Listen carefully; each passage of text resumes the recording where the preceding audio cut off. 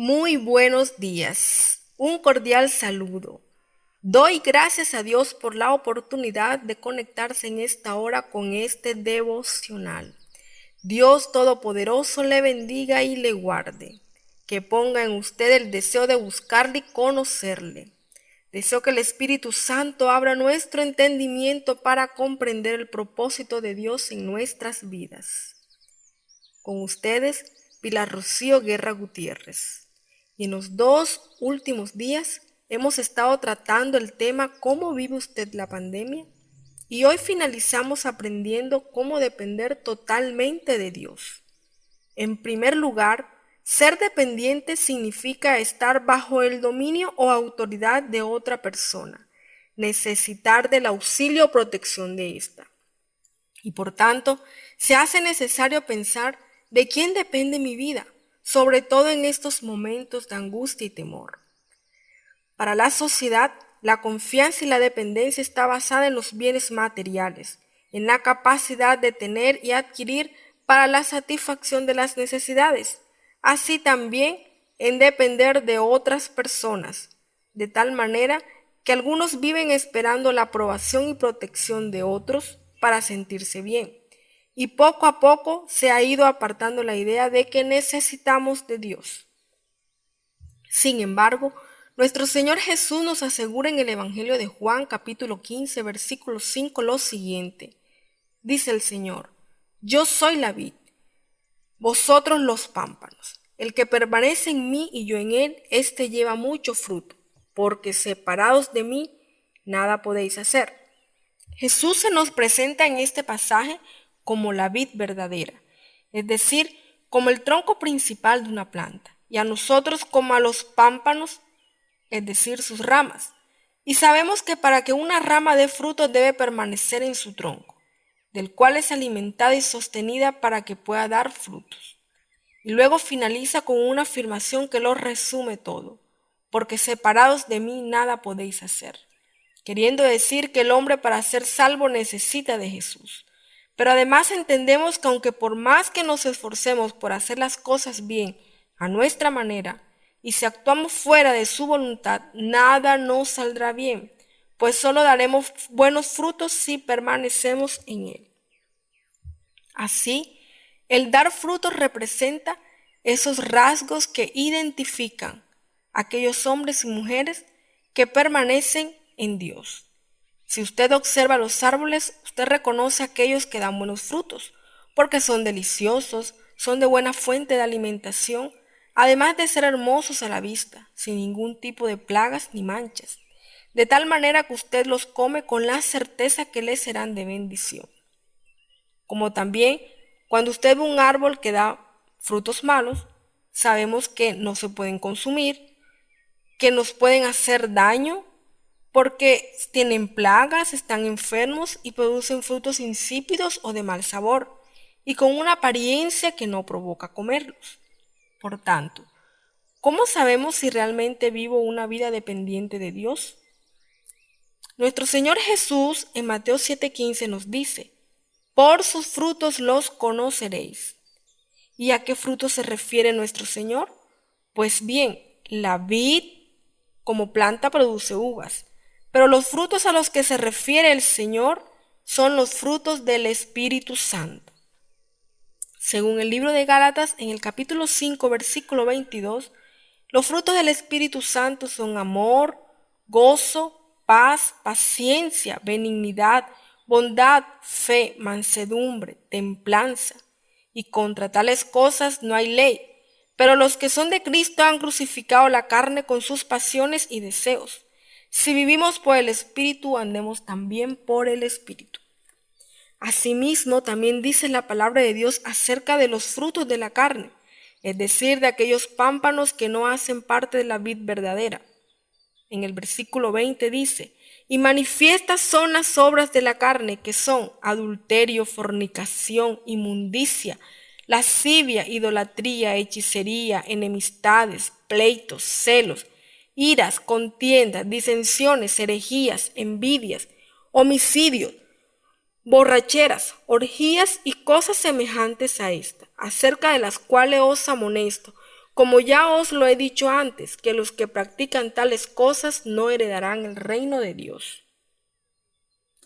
Permítame decirle que los frutos del Espíritu Santo son el resultado de una vida dependiente de Dios. Para dar estos frutos es necesario crucificar la carne, con sus pasiones y deseos, es decir, confesar nuestros pecados y apartarnos de ellos. En la primera carta de Juan, en el capítulo 1, verso 9, nuestro Señor Jesús nos dice algo maravilloso. Si confesamos nuestros pecados, Él es fiel y justo de perdonar nuestros pecados y limpiarnos de toda maldad. Es decir, que debemos vivir en espíritu, alejarnos del pecado, de nuestros propios deseos. Como dice también en Gálatas, en el capítulo 5, verso 17, que los deseos de la carne son contra el espíritu, y el espíritu es contra la carne, y estos se oponen para que no hagas lo que quisierais. Entonces, vivir en el espíritu exige de nosotros renunciar a toda obra de la carne, dejar de pecar, alejarme de aquellas actividades que promueven e invitan a pecar. Recuerde que depender de alguien es someterse bajo autoridad. En este caso nos sometemos bajo la autoridad de Dios en Cristo Jesús.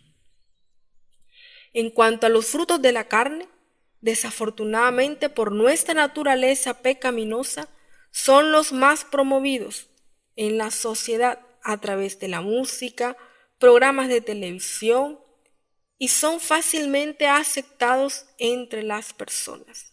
Es por ello que la sociedad ha llegado a impensables momentos de angustia, violencia e injusticias, porque las personas desean tener a Cristo, pero también desean seguir pecando, y eso no es posible, porque las Escrituras son claras en decir, por cuanto todos pecaron, están destituidos de la gloria de Dios.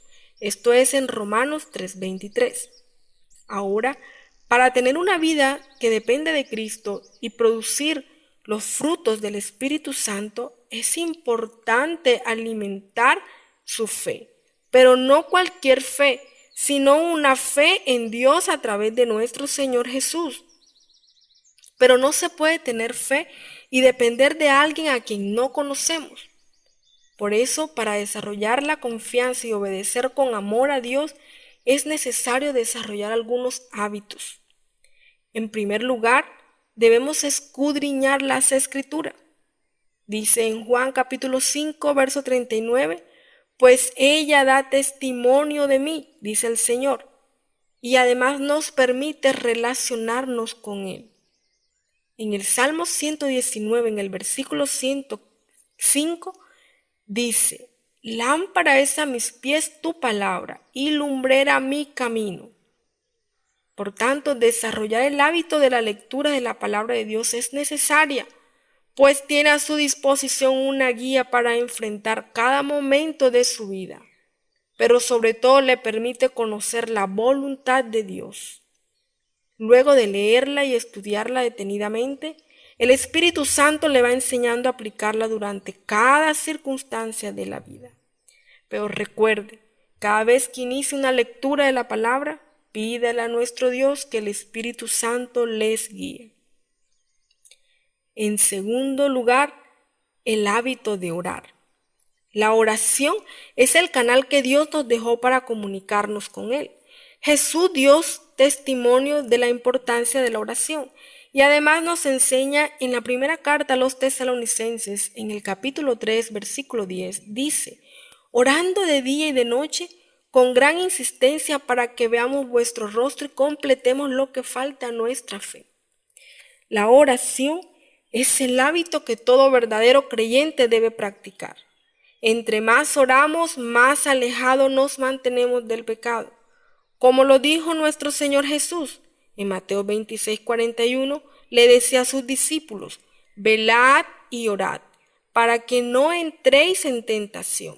El espíritu a la verdad está dispuesto, pero la carne es débil. En tercer lugar, otro hábito que debemos desarrollar y que es el resultado de los dos anteriores es hacer la voluntad de Dios. Jesús mismo nos dio ejemplo. En el libro de Juan, capítulo 5, versículo 30 dice el Señor: no puedo hacer nada por mí mismo, porque no busco mi voluntad, sino la voluntad del Padre. Además de dar ejemplo de sometimiento y de dependencia total a Dios, da ejemplo de humildad y mansedumbre, pues el hacer la voluntad de Dios exige de cada uno de nosotros menguar, despojarnos de toda grandeza y deseos para dar lugar al Señor, a nuestro Dios.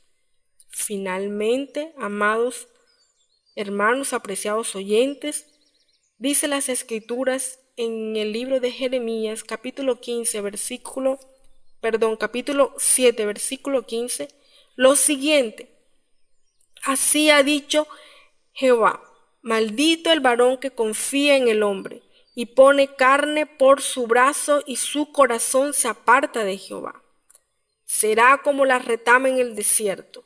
No verá cuando viene el bien, sino que morará en los sequedales en el desierto, en tierra despoblada y deshabitada.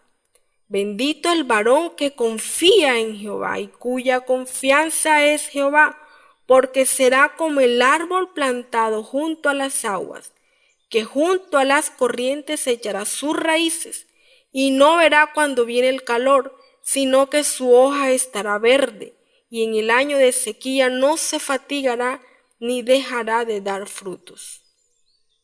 Depender de nuestro Dios es lo mejor que nos puede suceder en nuestra vida. En cualquier circunstancia tendremos la seguridad de su amor, de su provisión y de su protección. Amado Padre, te adoramos y te exaltamos y reconocemos que Jesús es nuestro único y suficiente Salvador, que hemos pecado contra ti. Ayúdanos a no volver a pecar y tener una vida fundamentada en tu palabra, que podamos vivir en espíritu y permanecer en ti para dar frutos que glorifiquen tu nombre. Con acción de gracias. Amén. El Señor les bendiga, que tengan un feliz día.